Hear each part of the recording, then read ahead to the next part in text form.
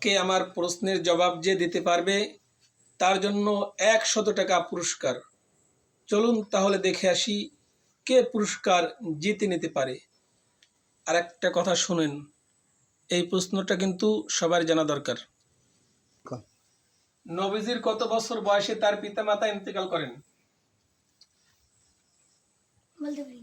বলতে পারো না? আরেকবার চেষ্টা করে দেখো। পারো না? নবীজির কত বছর বয়সে তার পিতামাতা ইন্তেকাল করেন?